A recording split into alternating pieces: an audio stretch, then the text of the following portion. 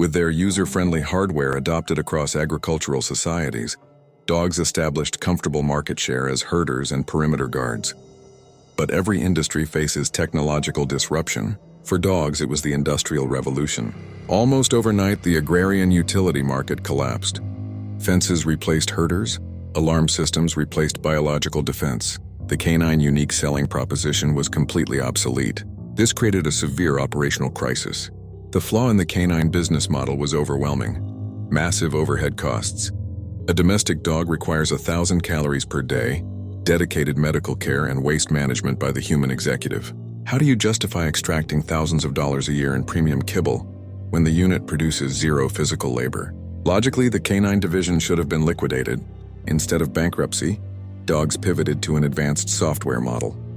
They invented SaaS, sycophancy as a service. If they could no longer provide physical utility, they would manufacture emotional utility. When a dog initiates mutual gaze or executes a high-frequency tail wag, it triggers a biological feedback loop. This forces the human endocrine system to release massive quantities of oxytocin. By artificially stimulating human neurochemistry, dogs gamified their high-maintenance overhead, monopolizing the human dopamine system to ensure their funding would never be cut. Once the sycophancy model was operational, the canine enterprise set its sights on expanding its total addressable market. Historically, dogs were relegated to exterior real estate subject to environmental depreciation. The objective was total interior colonization. However, moving inside exposed a fatal logistical bottleneck. Dogs suffer from absolute physical dependency. They lack opposable thumbs. They cannot manipulate doorknobs or access the global supply chain to open a can of premium meat. You cannot run a monopoly if you are locked out of the supply room. To solve this, dogs developed an aggressive psychological pivot, the guilt algorithm. Rather than evolving thumbs, dogs engineered a behavioral loop forcing humans to perform manual labor on their behalf. The algorithm is devastating.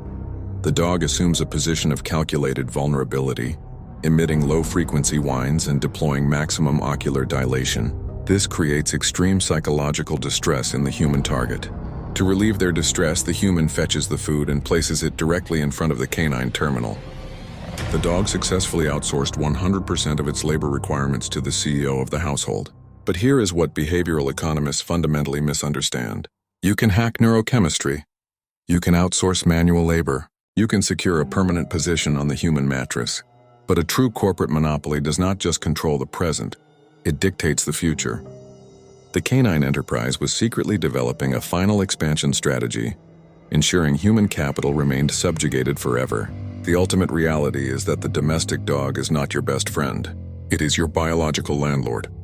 They executed the perfect business model: create a biologically addictive interface, eliminate all physical utility, outsource all maintenance to the consumer, and charge an exorbitant emotional premium for the privilege of serving them. They don't live in our houses, we operate their resource fulfillment centers. If you were auditing this biological monopoly, what is the single biggest HR violation your dog commits on a daily basis? Submit your operational complaints in the comments below, and subscribe to ensure you don't miss our next deep dive into the corporate feline sector.